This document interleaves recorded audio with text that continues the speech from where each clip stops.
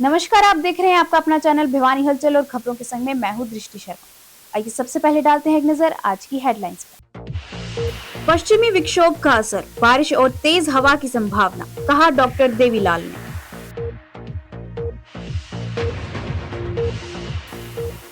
Senior secondary विशेष अंक परीक्षा का आगाज, 31 जनवरी तक चलेंगी परीक्षाएं। सऊदी अरब में आयोजित होने वाली फुटबॉल चैंपियनशिप में अलगपुरा की 7 बेटियां चयनित। विद्यांतरिक्ष स्कूल में मानसिक और तनाव मुक्त परीक्षाओं को लेकर वर्कशॉप आयोजित।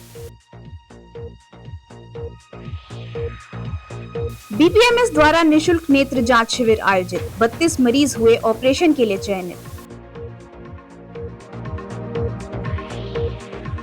गांव जाटू लोहारी में रेलवे अंडरपास में जमा पानी ग्रामीणों के लिए परेशानी का सबब। और अब खबरें विस्तार से।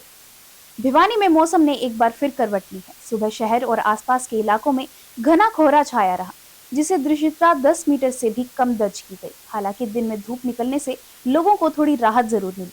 बीते 24 घंटे में न्यूनतम तापमान 2.5 डिग्री बढ़कर 5.5 डिग्री सेल्सियस तक पहुंच गया। मौसम विभाग के अनुसार आने वाले दिनों में पश्चिमी विक्षोभ के असर से बादल, बूंदाबांदी और बारिश की संभावना है। वहीं ठंड और कोहरे का असर किसानों की सब्जी फसलों पर साफ दिखाई दे रहा है। भिवानी कृषि मौसम विभाग के डॉक्टर देवीलाल के अनुसार मौसम में बदलाव बना रहने के आसार हैं। पश्चिमी विक्षोभ के आंशिक प्रभाव के कारण आंशिक बादलवाई रहने और उत्तरी व दक्षिणी जिलों में कुछ स्थानों पर छिटपुट बूंदाबांदी की संभावना है। एक और पश्चिमी विक्षोभ के आंशिक प्रभाव के कारण 22 से 24 जनवरी को बूंदाबांदी की संभावना है। 24 जनवरी रात्रि से एक अन्य पश्चिमी विक्षोभ के आने की भी संभावना है। इससे 25 जनवरी से राज्य में ज्यादातर स्थानों पर बारिश की संभावना बन रही है। किसानों का कहना है कि सुबह शाम कोहरे के कारण सब्जियां प्रभावित हो रही हैं। पिछले दिनों से ठंड की वजह से सभी सब्जियां झुलस गई हैं और खराब हो गई हैं, जिससे किसानों को काफी नुकसान हुआ। किसानों का कहना है कि पट्टे पर खेत लेकर सब्जियों की खेती करते हैं। हमारी आय का मुख्य व्यवसाय कृषि है। सब्जियों में घाटे की वजह से किसानों को परेशानी उठानी पड़ रही है। ठंड का तो जो इतना असर पड़ रहा है जी, ये बैंगन सारे खत्म हो गए हमारे तो। इनने पे सारा सौ दारोमदार था, अगर भाता मिल जाए और सुथरा अपना काम चल जाता पानी का, तो अब ठंड इतनी पड़ गई कि सारे बढ़ गए, खत्म हो गए बैंगन। स्प्रे वगैरह तो करी थी, स्प्रे भी बहुत ज्यादा महंगे आओ, इसकी स्प्रे के भी पूरे पीछे ना हुए। इससे पहले ज्यादा इतनी ठंड पड़ी है, बहुत ज्यादा ठंड पड़ी है जी। और बैंगन नू लगा लो कि इसमें 2,000 रुपया 3,000 रुपया के बैंगन बिके हैं, और बीज आया था 5,000 रुपया का।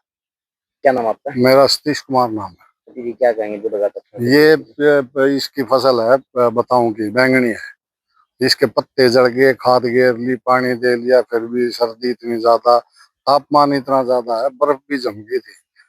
और खेती का काम करना है, और आगे इसी उम्मीद भी को नहीं, फूटा हुआ है, सारे जड़ गए। ये होया जी हमारे। हाँ जी, बहुत ज्यादा नुकसान। हाँ, 1 एकड़ में बो रखी। खर्चा बहुत ज्यादा खर्चा लग गया जी इसमें। पैदावार है नहीं, जड़ते जमींदार बता क्या करेगा। ठेकन के ले रखे जी, पैदावार है नहीं, कहाँ से पाड़ेगा वो। तो माना तो ठंड की वजह से बहुत ज्यादा नुकसान है जी, ठंड की वजह से वो काफी नुकसान है। फूटने की भी उम्मीद नहीं है। स्प्रे कर ली, सारे काम कर लिए, खाद घेर ली। अभी जो फिलहाल जो मौसम चल रहा है, इसमें पिछले दिनों लगातार जो है काफी ज्यादा ठंड, काफी डाउन टेम्परेचर रिकॉर्ड किया गया। जो मिनिमम टेम्परेचर था वो 1 डिग्री सेल्सियस के आसपास भी आ गया था। अभी जो वो न्यूनतम तापमान है वो बढ़ करके 5 डिग्री सेल्सियस के आसपास पहुंच गया है, और जो दिन का तापमान है वो भी 20 डिग्री सेंटीग्रेड को क्रॉस कर गया है। आने वाले दिनों में हल्की संभावना जरूर है, क्योंकि 22 और 23 तारीख में मौसम में बदलाव होने की संभावना बन रही है। उसका ज्यादा असर जो है वो भिवानी जिले में ज्यादा असर नहीं देखने को मिलेगा। हालांकि मौसम में बदलाव होगा और हल्की छिटपुट बूंदाबांदी हो सकती है, उसके साथ साथ तेज हवा भी चल सकती है। तो आने वाले दिनों में जो तापमान है वो लगातार जैसे अभी बढ़ रहा है, और ये इसी तरीके का ट्रेंड आगे देखने को मिलेगा। तो किसान भाइयों से विशेष रूप से आग्रह है कि जिन किसान भाइयों ने भी गेहूं में पानी देना है या दूसरी फसलों में पानी की आवश्यकता है, तो अभी 2-3 दिन इंतजार अवश्य कर लें। हालांकि ज्यादा संभावना भिवानी जिले में बारिश जैसी नहीं है। हल्की छिटपुट बूंदाबांदी हो सकती है, मौसम में हल्का बदलाव और तेज हवा चल सकती है। अभी जो मौसम जैसे पिछले दिनों जो है वो टेम्परेचर काफी डाउन रहा, उस जब टेम्परेचर 5 डिग्री सेंटीग्रेड से नीचे आ जाता है तो एक तरीके से पौधों पे चिलिंग इंजरी बोलते हैं। और जब 0 डिग्री सेंटीग्रेड पर तापमान पहुंच जाता है, मिनिमम तापमान, तो उसको हम जमाव बिंदु बोलते हैं। जो उसमें तो कोशिका भित्ति फट जाती है, पौधों की ग्रोथ रुक जाती है, पाले से फसल जो है वो पौधे मरने स्टार्ट हो जाते हैं। लेकिन 5 डिग्री से अभी टेम्परेचर जो है ऊपर आ गया है और दिन का तापमान भी 20 डिग्री से ऊपर है, तो अभी फसलों को ग्रोथ करने के लिए उपयुक्त तापमान है। और इस समय जो सिंचाई की आवश्यकता भी बढ़ जाती है क्योंकि दिन का तापमान काफी बढ़ गया है। तो इस वजह से किसान भाइयों से यही आग्रह है कि अपनी फसल का लगातार मॉनिटरिंग करते रहें और जब पानी की आवश्यकता हो तब सिंचाई अवश्य करें। और इसके साथ साथ अपनी फसल की निगरानी करते रहें क्योंकि कोई अगर कीट और बीमारी अगर दिखाई दे तो उनका भी उपचार जो है वो समय पर करें। इस सीजन में जो भी सब्जियां अभी लगी हुई है, बैंगन है, टमाटर है, गोभी है, सभी फसलों में जब पीछे जो तापमान है, न्यूनतम तापमान काफी नीचे चला गया था, 1 डिग्री या 1 डिग्री से भी कम हो गया था, उस समय फसलों की ग्रोथ से जो है सभी फसलें, खासतौर से सब्जियों पर उसका ज्यादा प्रभाव रहा और उनकी ग्रोथ भी एक तरीके से रुक सी गई थी। अभी तापमान जो है न्यूनतम और अधिकतम तापमान दोनों में बढ़ोतरी हुई है, तो अब सभी जो सब्जी वर्गीय फसलें हैं या दूसरी फसलें हैं उनकी बढ़वार में तेजी आएगी और साथ ही साथ इसकी तापमान की बढ़ोतरी की वजह से जो पानी की आवश्यकता है या सिंचाई की आवश्यकता है वो भी बढ़ेगी। प्रदेश भर में सीनियर सेकेंडरी विशेष अंक परीक्षा का विधिवत शुभारंभ हो गया है। यह परीक्षा 21 जनवरी से 31 जनवरी तक आयोजित की जा रही है, जिसके लिए बोर्ड ने सभी तैयारियां पूरी कर ली है। प्रदेश में इस विशेष परीक्षा के लिए कुल 6 परीक्षा केंद्र बनाए गए हैं। परीक्षा के पहले दिन दोपहर 2 बजे से शाम 5 बजे तक परीक्षा आयोजित की गई, जिसमें 1519 छात्र छात्राओं ने हिस्सा लिया। पूरी परीक्षा अवधि में कुल 2600 विद्यार्थी शामिल होंगे। नकल मुक्त और पारदर्शी परीक्षा सुनिश्चित करने के लिए कड़े सुरक्षा इंतजाम किए गए हैं। हरियाणा शिक्षा बोर्ड के चेयरमैन ने बताया कि इस विशेष परीक्षा के लिए प्रदेश में कुल 6 परीक्षा केंद्र बनाए गए हैं। पहले दिन परीक्षा दोपहर 2 बजे शुरू हुई, जो शाम 5 बजे तक चली। इस विशेष परीक्षा में कुल 2600 विद्यार्थी शामिल होंगे, जबकि पहले दिन 6 परीक्षा केंद्रों पर 1519 छात्र छात्राओं ने परीक्षा दी। परीक्षा को नकल मुक्त, शांतिपूर्ण और पारदर्शी ढंग से संपन्न कराने के लिए प्रशासन द्वारा कड़े इंतजाम किए गए हैं। सभी परीक्षा केंद्रों के आसपास धारा 163 लागू की गई। इसके साथ ही परीक्षा अवधि के दौरान फोटोस्टेट और टाइपिंग की दुकानों को बंद रखने के आदेश भी जारी किए गए हैं, ताकि किसी भी प्रकार की अव्यवस्था या नकल की आशंका न रहे। बोर्ड प्रशासन की ओर से सुरक्षा व्यवस्था को और मजबूत करने के लिए 5 प्रभावी उड़न दस्तों का गठन किया गया, जो लगातार सभी परीक्षा केंद्रों की निगरानी कर रहे हैं। इसके अलावा स्थानीय प्रशासन और शिक्षा विभाग के अधिकारी भी परीक्षा प्रक्रिया पर लगातार नजर बनाए हुए हैं। बोर्ड चेयरमैन पवन शर्मा ने स्पष्ट किया कि परीक्षा की गोपनीयता और निष्पक्षता से कोई समझौता नहीं किया जाएगा। जैसा कि आप और हम सभी जानते हैं कि हरियाणा दल शिक्षा बोर्ड का मुख्य उद्देश्य, इसमें कोई दो राय नहीं कि किसी भी परीक्षार्थी के जो एक लर्निंग लेवल है या यूँ कहिए उसकी जो क्वालिटी है उसका आकलन करना है। मैं आपको यह बताना चाहूँगा कि आज 21 जनवरी से भी जो हमने एक विशेष अवसर कुछ ऐसे विद्यार्थी जिनका 50% अंक सीनियर सेकेंडरी क्लासेस में नहीं बने थे उनको दिया है, जिसमें ज़्यादातर शिक्षक साथी हैं जिनको अपने करियर में भी इसकी आवश्यकता है। तो परीक्षाओं का जहाँ तक सवाल है, बोर्ड का अपना एक सिस्टम है, बोर्ड की अपनी एक कार्यशैली है, जिसके अंतर्गत हम बाकायदा एक नियम और एक जो सेंटिटी और इंटीग्रिटी एग्जाम की जो होनी चाहिए, पूरी तरह से जीरो टॉलरेंस की पॉलिसी पर चलते हुए हम उसका आयोजन करते हैं।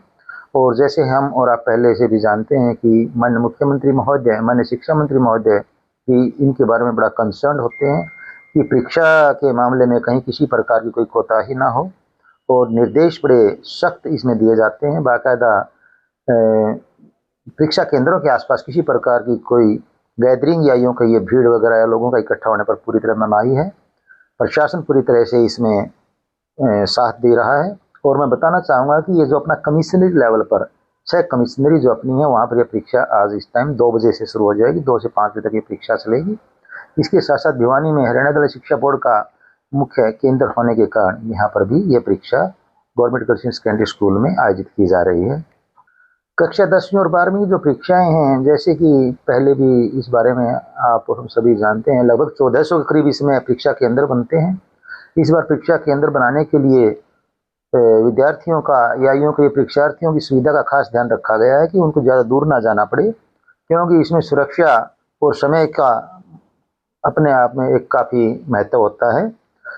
इसके साथ साथ कोशिश यही है कि परीक्षार्थी अपने गांव के या गांव के आसपास 2 किलोमीटर या 4 किलोमीटर तक के क्षेत्र में ही अपनी परीक्षाएं दें।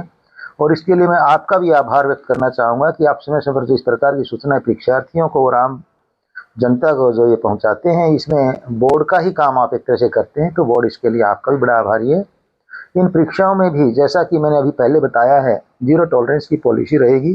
कोई भी कर्मचारी और अधिकारी किसी भी प्रकार के यदि ऐसे किसी मतलब एक्टिविटी में इन्वॉल्व मिलेगा जहां परीक्षा की जो एक तरह शुचिता और पवित्रता पर कोई आँच आती है, तो बड़ी सख्त उसमें कार्रवाई की जाएगी। तो मेरा सभी शिक्षक साथियों से, परीक्षक साथियों से, जो कोई भी स्टाफ इसमें इन्वॉल्व होंगे परीक्षा की ड्यूटी में, उनसे यही अनुरोध है कि बड़ी नैतिक जिम्मेवारी समझते हुए, समाज के प्रति अपना उत्तरदायित्व समझते हुए बड़ी निष्ठा के साथ ये ड्यूटी दें। कहीं किसी प्रकार की कोई ढील या कोई कोताही बरतने की कोई कोशिश ना करें। सऊदी अरब में होने वाली एशियन फुटबॉल चैंपियनशिप के लिए भिवानी के गांव अलगपुरा की 7 बेटियों का भारतीय कैंप के लिए चयन हुआ है। ऑल इंडिया फुटबॉल फेडरेशन ने इन खिलाड़ियों को सीनियर, अंडर 20 और अंडर 17 भारतीय टीम के कैंप में शामिल किया। मिनी ब्राजील के नाम से मशहूर यह गांव देश को अंतर्राष्ट्रीय स्तर की फुटबॉल खिलाड़ी दे रहा है। यहाँ पर शाम 150 से 200 लड़कियां एक ही मैदान पर फुटबॉल का अभ्यास करती हैं। सीमित संसाधनों के बावजूद बेटियों का हौसला और जुनून उन्हें बड़ी उड़ान की ओर ले जा रहा है। गांव, परिवार और कोच का सहयोग इन खिलाड़ियों की सबसे बड़ी ताकत बना हुआ है। Haryana sports department football coach Sainika ने बताया कि सऊदी अरब में होने वाली एशियन फुटबॉल चैंपियनशिप के लिए भारतीय टीम की तैयारी के बीच अलगपुरा की 7 बेटियों को ऑल इंडिया फुटबॉल फेडरेशन द्वारा सीनियर, अंडर 20 और अंडर 17 टीमों के लिए भारतीय कैंप में चुना गया है। इनमें संजू यादव भारतीय सीनियर महिला टीम की सदस्य हैं, जो तुर्की में ट्रेनिंग कैंप के लिए रवाना हो गई हैं। वहीं पूजा जाखड़, मुस्कान, पारुल, हिमांशी और रितु अंडर 20 टीम की सदस्य हैं और फिलहाल चेंगलूर में एक कैंप में हिस्सा ले रही हैं। एक अन्य लड़की को अंडर 17 टीम के लिए चुना गया है और वह भी आंध्र प्रदेश के अनंतपुर में कैंप में हिस्सा ले रही है। गांव की बेटियों के विभिन्न राष्ट्रीय और अंतर्राष्ट्रीय आयोजनों में लगातार अच्छे प्रदर्शन को देखते हुए हरियाणा सरकार ने हाल ही में यहाँ एक महिला फुटबॉल नर्सरी स्थापित की है। गांव के सरपंच जतीब समोटा ने कहा कि लगभग 4200 की आबादी वाला यह गांव अपनी बेटियों पर गर्व करता है। सर, अभी जो 2026 में एशियन चैंपियनशिप होनी है, उसके लिए अलगपुरा गांव की लड़कियां अभी इंडिया कैंप में है। एक लड़की एक्सपोजर टूर के लिए गई है सीनियर में खेलने के लिए, और 5 लड़कियां अभी अंडर 20 इंडिया कैंप में है और एक अंडर 17 इंडिया कैंप में है।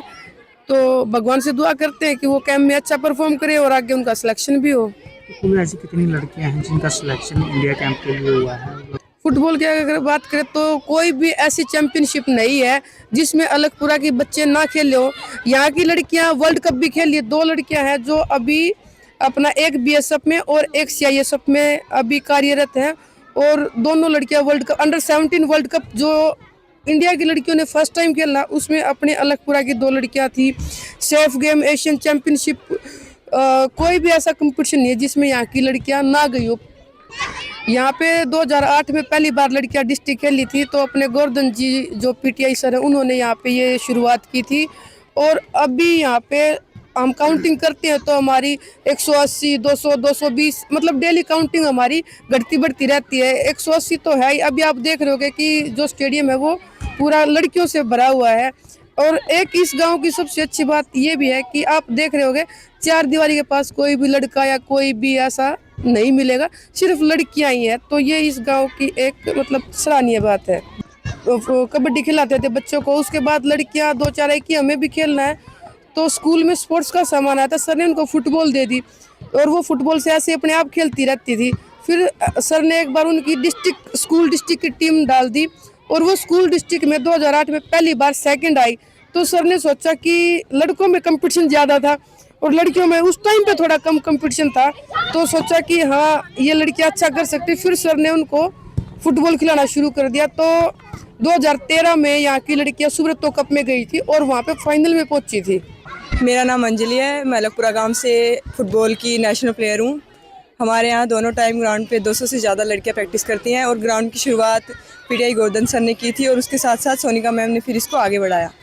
और अब इससे हमारे ग्राउंड से फुटबॉल से लग के 30 से ज़्यादा लड़कियां जॉब में लग चुकी हैं और यही प्रोसेस आगे भी रहेगी। ऐसे ही लड़कियां इंडिपेंडेंस होंगी।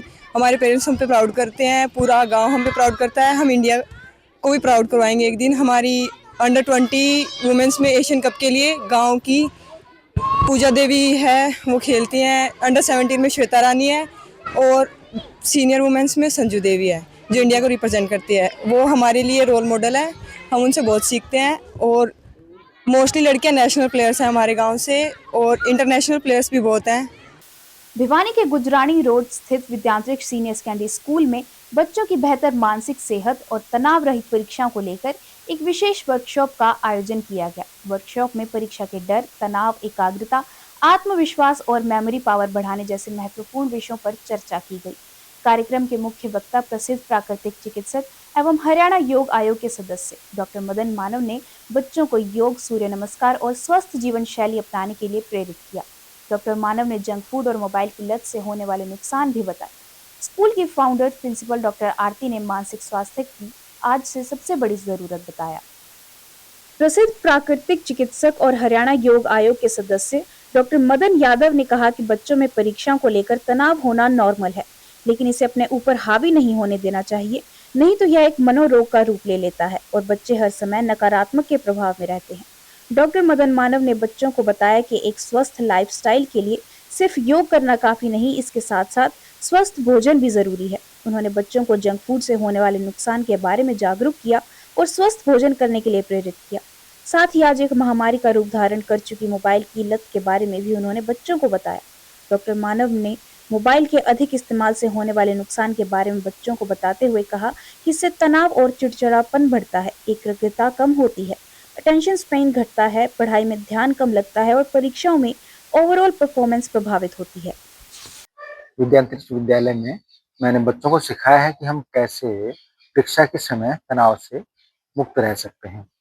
इसमें जो कुछ जनरल मैनेजमेंट की बातें हैं वो बताई हैं और कुछ योग बच्चों को कैसे हेल्पफुल हो सकता है, उसमें कुछ एक्सरसाइज हमने इनको सिखाई है, कुछ ध्यान की क्रियाएं, कुछ ब्रीदिंग प्रोसेस इनको सिखाए हैं जो निश्चित रूप से इनको तनाव से बचाएंगे और तनाव से बचने के साथ साथ बच्चों की मेमोरी एनहांसमेंट में भी हेल्पफुल होंगे। और इसके लिए इतना ही नहीं है बल्कि बच्चे भी नियमित रूप से करते हैं तो उनकी मेंटल फिजिकल हेल्थ भी अच्छी रहती है। और योग ऐसी विद्या है जो हमारे ऋषियों ने हमें सिखाई और पूरा विश्व आज उसका लाभ उठा रहा है, तो हमें भी इसका लाभ उठाना चाहिए। और हमारी फिजिकल, मेंटल, स्पिरिचुअल किसी भी तरह की कैपेसिटी हमें बढ़ानी हो तो उसके लिए योग हमारे लिए सबसे ज़्यादा उपयोगी हो सकता है। बहुत सरल सी माध्यम के से हम इनको कर सकते हैं, बहुत आसानी से कर सकते हैं। कुछ लोग सोचते हैं कि योग तो पता नहीं कैसे क्या होता है, ऋषियों का विषय था, ऐसा नहीं है। आम आदमी के लिए भी योग बहुत उपयोगी है। और अब तो भारत सरकार ने, हरियाणा सरकार ने योग को आगे बढ़ाने के लिए बच्चों के लिए भी विद्यालय में कंपल्सरी किया है, सिलेबस के रूप में भी लागू कर दिया गया है। विद्यांतरिक्ष में आज स्ट्रेस मैनेजमेंट और एग्जाम्स को कैसे हैंडल किया जाए इस पे एक सेमिनार किया, एक वर्कशॉप की गई। डॉक्टर मदन मानव जी आज के रिसोर्स पर्सन हैं। उन्होंने सबसे आसान लेकिन सबसे गलत की जाने वाली टेक्निक के बारे में हमें बताया, राइट ब्रीदिंग टेक्निक। मुझे लगता है वो लगभग लोग गलत करते हैं जिसकी वजह से बहुत सारे हेल्थ के इश्यूज उनको आते हैं। आज बच्चों ने वो जाना, मेरे लिए भी वो बहुत बढ़िया एक पॉइंट था जो मैंने भी सीखा। और मैं कहती हूँ कि विद्यांतरिक्ष इस मुहिम पर 15 साल से काम कर रहा है। 15 साल पहले भिवानी में सबसे पहली बार एग्जाम्स के स्ट्रेस को लेकर कैंपेन चलाने वाला विद्यांतरिक्ष स्कूल एक बार फिर डॉक्टर मदन मानव के साथ आज हमने स्ट्रेस को भगाने का और स्ट्रेस फ्री एग्जाम्स के लिए एक वर्कशॉप का आयोजन किया। मुझे अच्छा लगा कि बच्चों ने बहुत सारी नई चीज़ें सीखी और मैं आशा करती हूँ कि डॉक्टर साहब आते रहेंगे और बच्चों को इस तरह की और चीज़ें भी बताते रहेंगे। जी, मेरा नाम हिताक्षी है। मैं 10th क्लास की लड़की हूँ और मैं विज्ञानचक सीनियर सेकेंडरी स्कूल में पढ़ती हूँ। और डॉक्टर मदन मानव जी ने हमें हमारे एग्जाम टाइम में जो बच्चों को स्ट्रेस या तनाव होता है, उससे बचने के कई तरीके बताए। जैसे कि हमें फिजिकल एक्सरसाइजेस करनी चाहिए, मेडिटेशन करना चाहिए और स्पेशली हमें जंक फूड यानी कि बाहर का खाना नहीं खाना चाहिए। एक अच्छा हेल्दी डाइट लेनी चाहिए जो हमें हमारे पेरेंट्स घर पे देते हैं। और मदन मानव जी ने हमें बहुत ही अच्छा प्रोत्साहित किया है कि हमें अपने आप को सही रखना चाहिए, अपने तनाव को कम करना चाहिए। मेरा नाम सिमर है, मैं क्लास 10th की छात्रा हूँ। हमारा स्कूल विद्यांचक सीनियर सेकेंडरी स्कूल ने एक कैंपेन शुरू किया है जो कि बच्चों को एग्जाम के टाइम जो स्ट्रेस होता है उससे उसको मैनेज करने की टेक्निक्स बताता है। डॉक्टर मदन मानव जी हमारे साथ आए हैं, उन्होंने हमें कई सारी टेक्निक्स बताई हैं। उन्होंने हमें राइट ब्रीथिंग का मेथड बताया है, उन्होंने हमें बताया कि हमें जंक फूड नहीं खाना चाहिए। उन्होंने साथ ही साथ ये भी बताया है कि एग्जाम टाइम में हमें अपना टाइम फालतू चीजों में वेस्ट नहीं करना चाहिए, हमें मोबाइल का कम से कम इस्तेमाल करना चाहिए और मोबाइल का सही उपयोग करना चाहिए।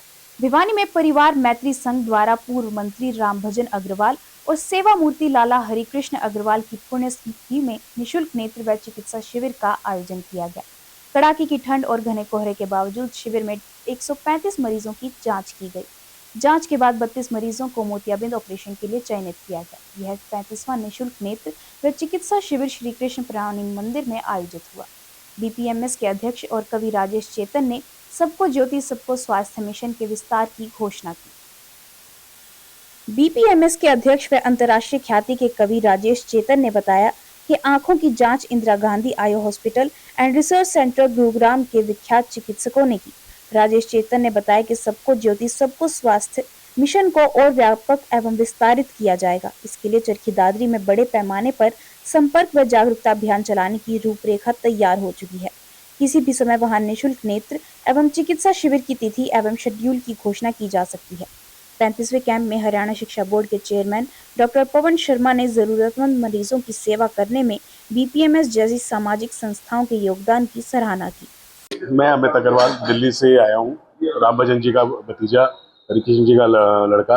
हम लोग दिल्ली रहते हैं, भाई नंदकिशोर भिवानी रहते हैं। ये आज 35वां कैंप लग रहा है और हर कैंप में लगभग 40 आदमी, लगभग 1500 आदमियों का अभी तक ऑपरेशन हो गया और मुझे बड़ा अच्छा लगा। और राजेश चेतन जी के करके मेरे को ये सेवा का मौका मिला। मैं उनका बहुत बहुत आभारी हूँ कि कमाती बात की जाती है, इस प्रकार के कैंपों का होना तो बहुत लोगों को लाभ मिलता है। और सबसे बड़ी बात है कि पैसा तो कोई भी खर्च देगा, करवाने वाले लोग होने चाहिए। राजेश जी जैसे अगर वो करवाते हैं तो हमें बड़ा अच्छा लगता है और ये समाज के लिए बहुत ज़रूरी है क्योंकि हर गरीब आदमी इस टाइप के ऑपरेशन को अफोर्ड नहीं कर सकता। बहुत ज़रूरी है। जितनी पवित्र आत्माएं संत सब आ चुके हैं। उसके बाद उन्होंने पानी का प्रोग्राम शुरू किया जो कि आज भिवानी में, पूरी भिवानी में चल रहा है।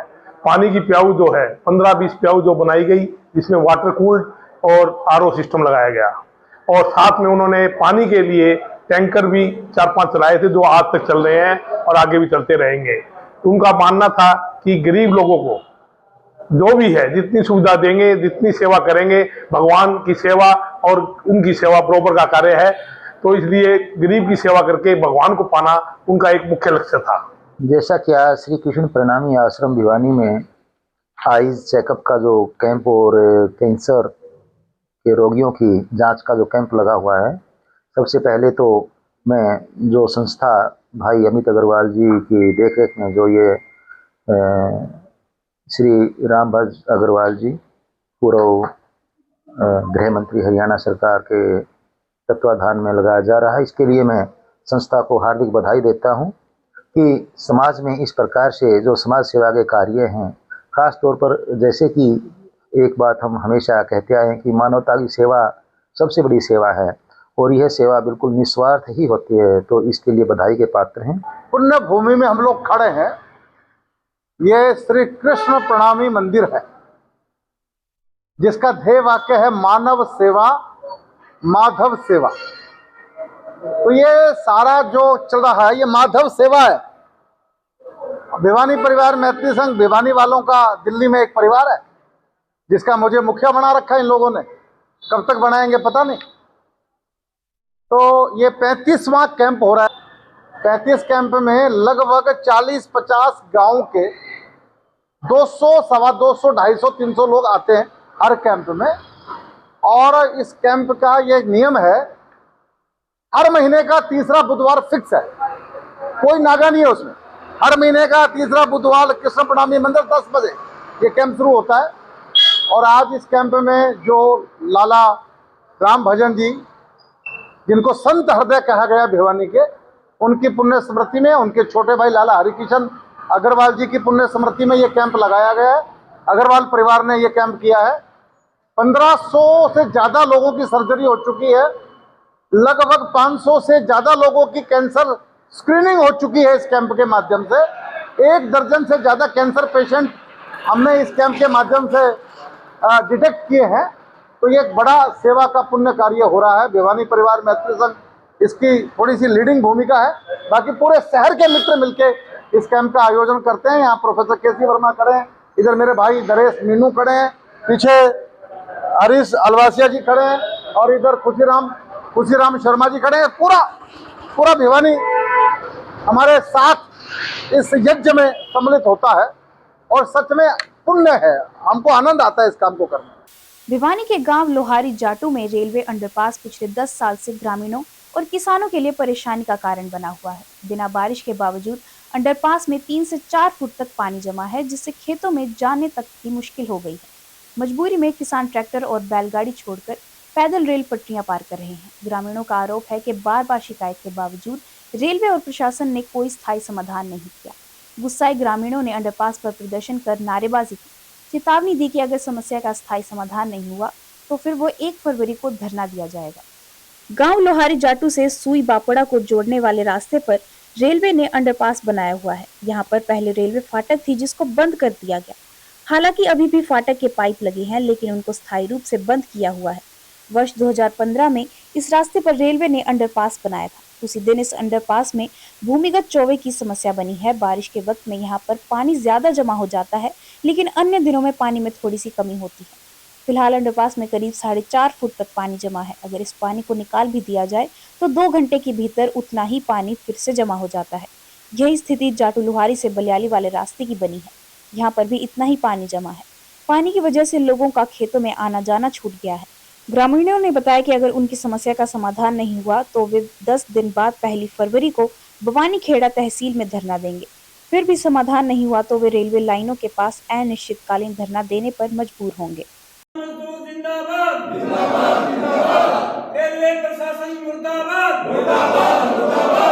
आज गांव जाटू लोहारी से मदन नाम है जी, और यहाँ पानी की बहुत भारी समस्या हो रही है। कोई किसी प्रकार की कोई सुनाई नहीं हो रही है। हमें बहुत बिल्कुल 10 साल से परेशान हो चुके हैं, और इस रास्ते को जो है ठीक कराया जाए। नहीं ठीक होगा तो हम यहाँ रेलवे के ऊपर अपना धरना रखेंगे और अपना जो भी कुछ हमारे गांव से जो भी होगा वो काम करेंगे।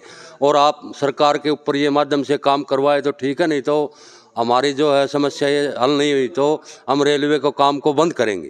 क्या समस्या आपको? मैं राजेंद्र सिंह, गांव जाटू लोहारी से, और ये सारे सभी भाई गांव जाटू लोहारी से हैं।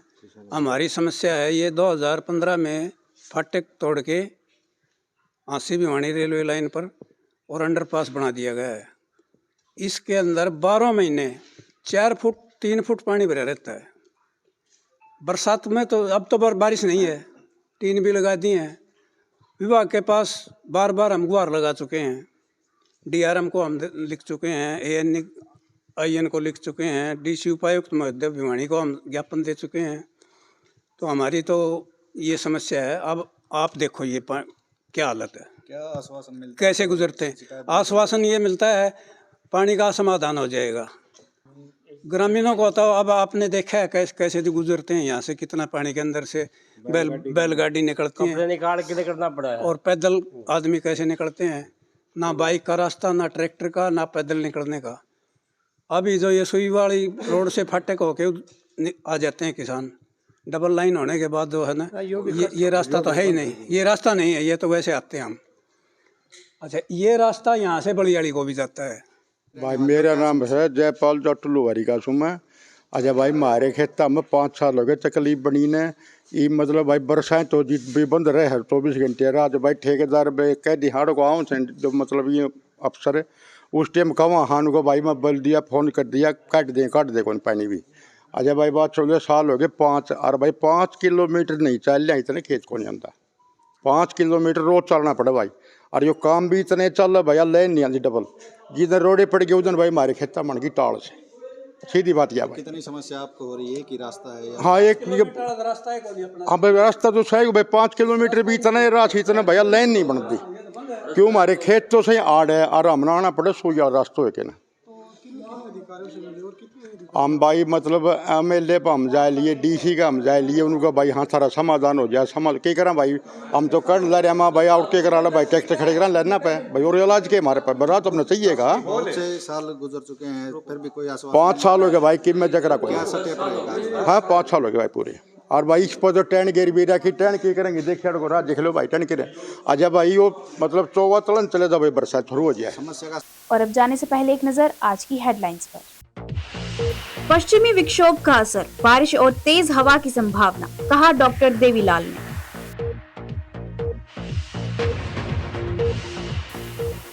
सीनियर सेकेंडरी विशेष अंक परीक्षा का आगाज, 31 जनवरी तक चलेंगी परीक्षाएं। सऊदी अरब में आयोजित होने वाली फुटबॉल चैंपियनशिप में अलकपुरा की 7 बेटियां चयनित। विद्यांतरिक्ष स्कूल में मानसिक और तनाव मुक्त परीक्षाओं को लेकर वर्कशॉप आयोजित। BPMS द्वारा निशुल्क नेत्र जांच शिविर आयोजित, 32 मरीज हुए ऑपरेशन के लिए चयनित। गांव जाटू लोहारी में रेलवे अंडरपास में जमा पानी ग्रामीणों के लिए परेशानी का सबब। अब मुझे दीजिए इजाजत और देखते रहिए आपका अपना चैनल भिवानी हलचल।